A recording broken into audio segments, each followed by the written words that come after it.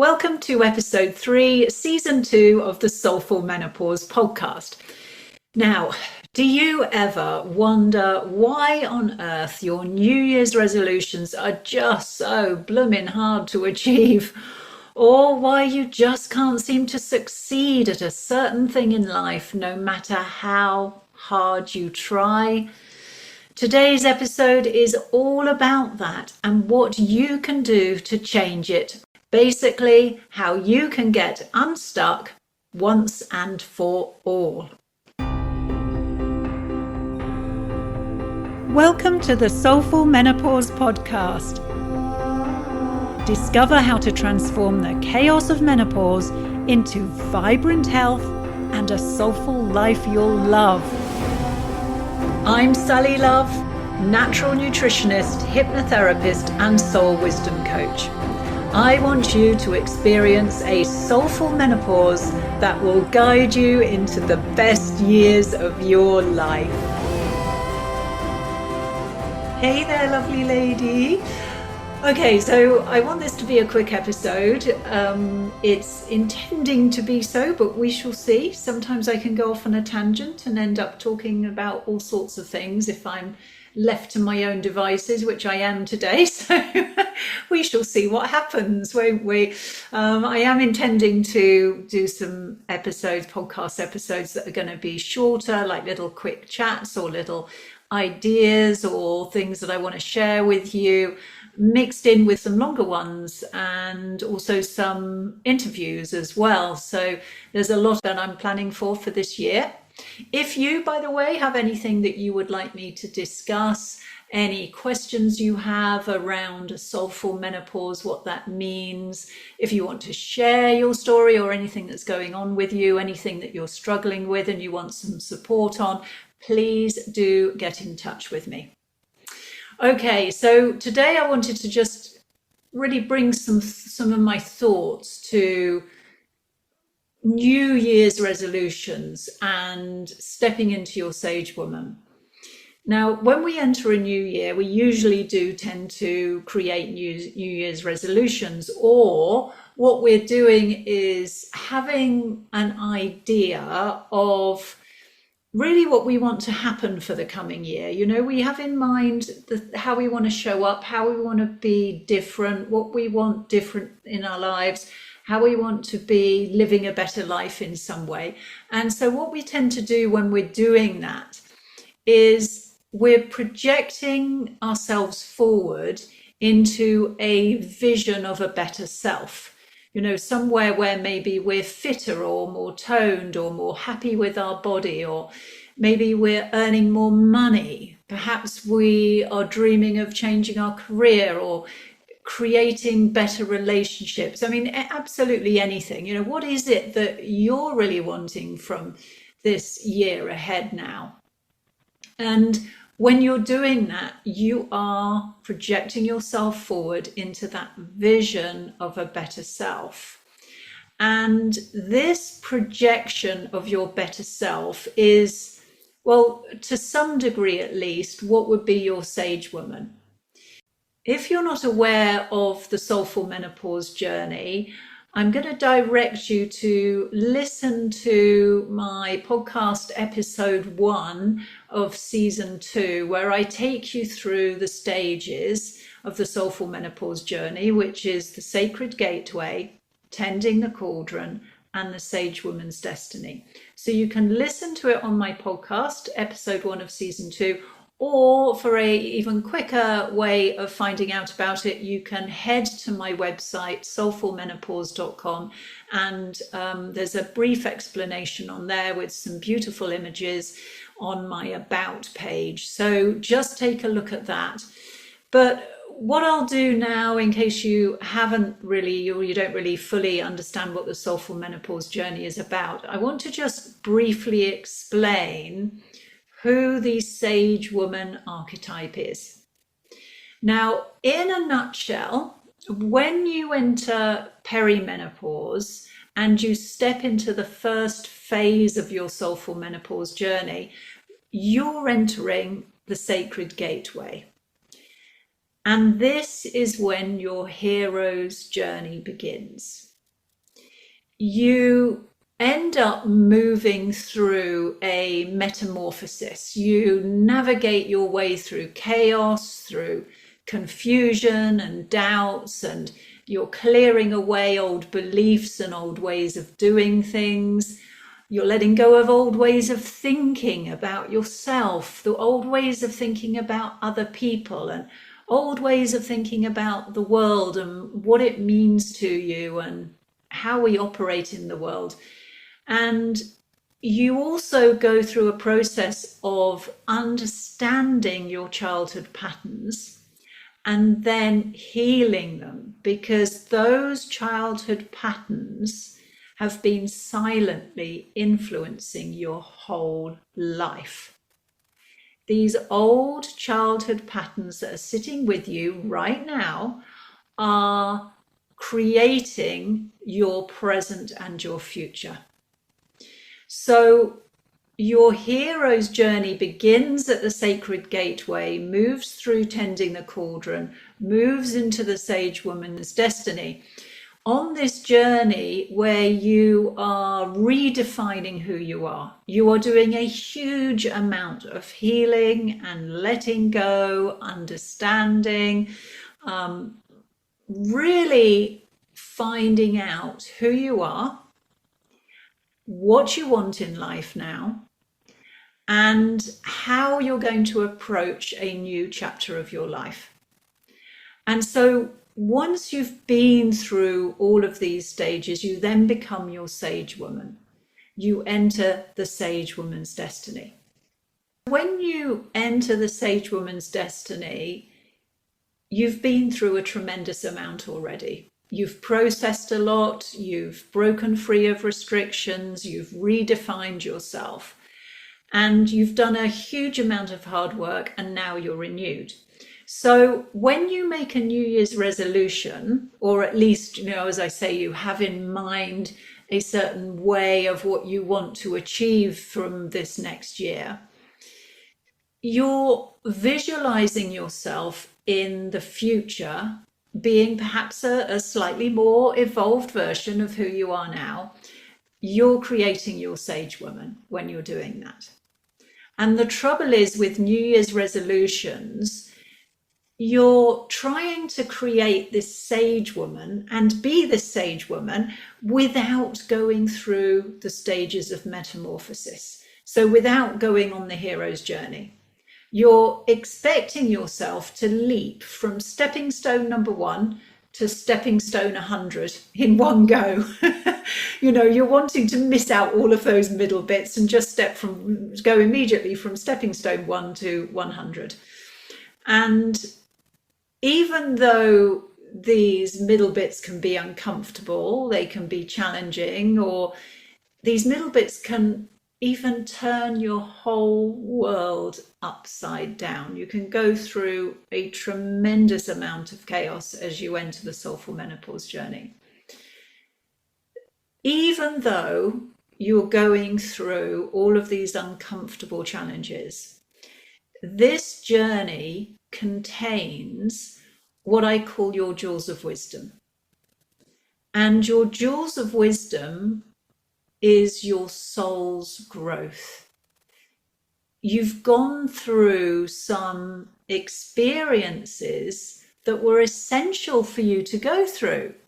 You've actually needed to go through this turmoil in order to evolve. And because you've done this, you've gained so much wisdom from it. There's so much wisdom for you in the middle bit, in between stepping stone 1 and stepping stone 100. There's so much wisdom there for you. This is the wisdom that's contained in this metamorphosis that you move through. If you think about it, you really wouldn't be who you are today without some of the challenges that you faced in life. So if you're trying to make changes from being your old self, so you're thinking now about what you want to achieve in this next year, you're thinking about that and you're visualizing that from, so to speak, your old self, instead of from the evolved version of you, that sage woman. And the thing is, your old self carries with it all the old, outmoded, unhelpful, deeply ingrained patterns. So your old self is constantly setting the stage. It's calling the shots. It's silently guiding you onto the train tracks it's laid down from your old beliefs and old ways of doing things.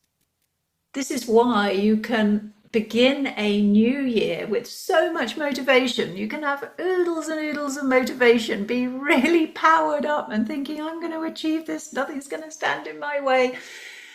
But then when that motivation wanes, which it will do, it's impossible for you to be 100% motivated 100% of the time. When it wanes, you're simply going to fall back into your old patterns. You're going to be guided back onto your old train tracks. To make lasting change, first of all, you need to look at your past in order to move forward. You need to look at your past in order to move forward. Because at the moment, your past is defining your future. So let me explain this a little bit more. All your past experiences, particularly from your childhood, have all defined how you see the world. They've defined what you expect from the world and how you react to everything that comes your way, plus what you welcome in, what you disregard. It affects everything. Now, I love to see this as this little analogy I use. It came to me once when I was at the optician's. You know, when you go for an eye test and they put those glass frames on for you, and then they drop in these different lenses. This is the way I see this. So for example, let's say like at 2 years old, you're in the playground and you're being bullied. You may well then create a belief that you can't trust people. Okay, so pop in one of those lenses, go into your glass frames, and that's how you start seeing the world. And then perhaps your parents split up. Oh, there's another belief. Relationships aren't safe. Pop, another lens goes into your glasses. And then perhaps your parents struggle for money and they're always saying to you, which I heard all the time when I was a child, money doesn't grow on trees. Heard that one? Had that one said to you? Well, then you can create a belief that money is hard to earn. So pop, another lens goes into your glasses. Perhaps you struggle at school and maybe your parents tell you that you're not trying hard enough, or they don't provide the hugs and the emotional support that you need, and pop, another lens goes in, oh, I'm not good enough. You know, there are countless scenarios, countless lenses that can go in these glasses of yours.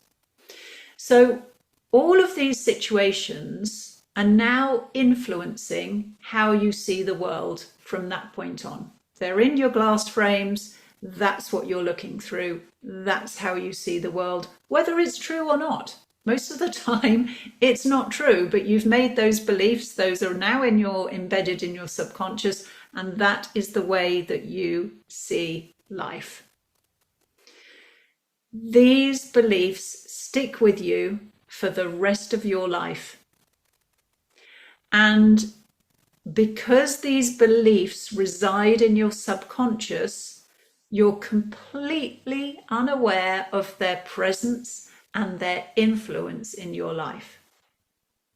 Now, let's say in my suggestion there that you believe that you can't trust people. It could well be that you end up pushing people away who get too close to you.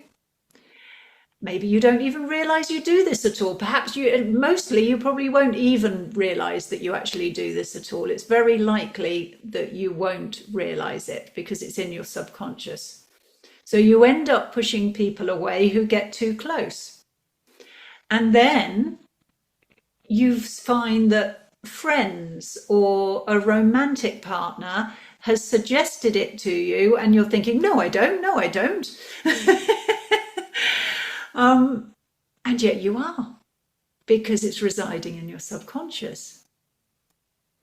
Or perhaps another way it can manifest of not trusting people is you might really struggle to lose weight because your subconscious is keeping that extra weight on as your protective barrier, preventing people from getting too close to you. There's all sorts of ways that this can manifest. That's just one idea, one suggestion, one way it can happen. Let's take the belief that money is hard to earn. Well, this always leaves you for struggling for money in the end, because you always got in your mind it's hard to earn. Money is really hard to earn. It doesn't grow on trees. It's really hard to earn. Therefore, what you invite into your life and how you see things is always through that lens. So you invite those situations into your life and you are always struggling for money. Let's take the belief. Now, this one is this belief that you're not good enough. This belief is in so many people. I have had it myself. I still have aspects of it that I'm working on. I'm not good enough. That belief can prevent you from achieving so much in your life, from every area of life. For example, it can prevent you from achieving a loving, supportive relationship with someone who really respects and values you. Or perhaps you find it difficult to speak up and you lack confidence, because you feel you're not good enough. You don't want to speak out, or somebody could ridicule you, for example.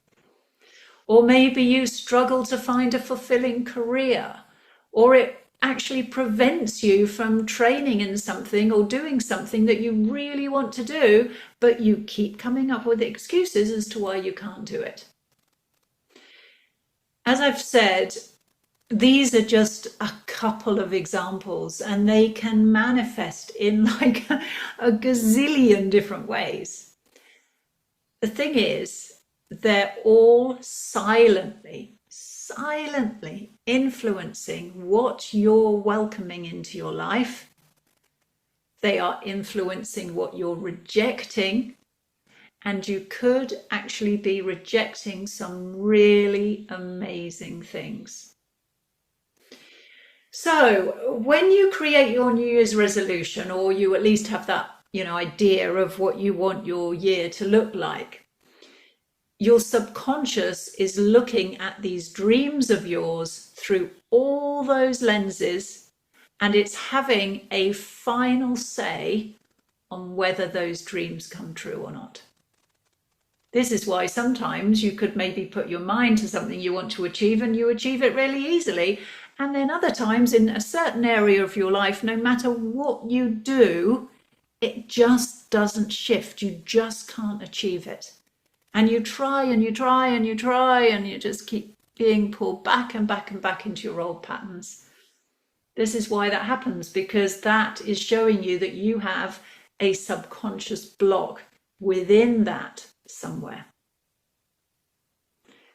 So, as much as you consciously want something, your subconscious is far, far more powerful, and it completely overrides your conscious mind.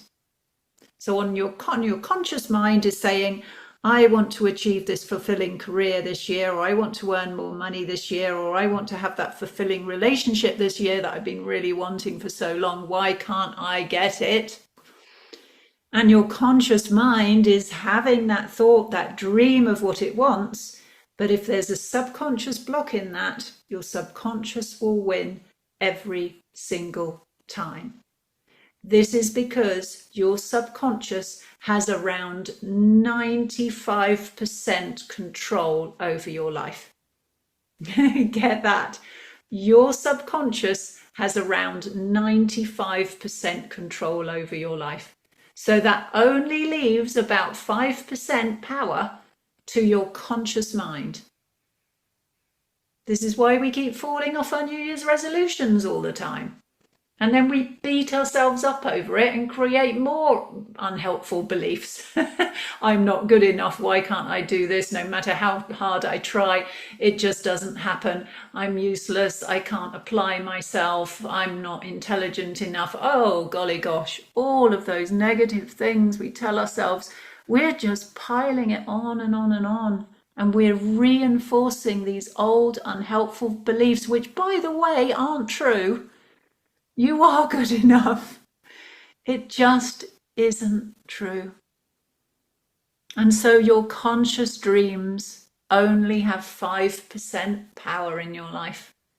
95% is handed over to your subconscious.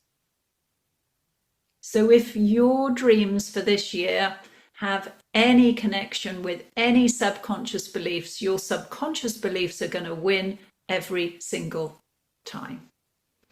So you can wish away all you like. Your subconscious is the one that's actually calling the shots.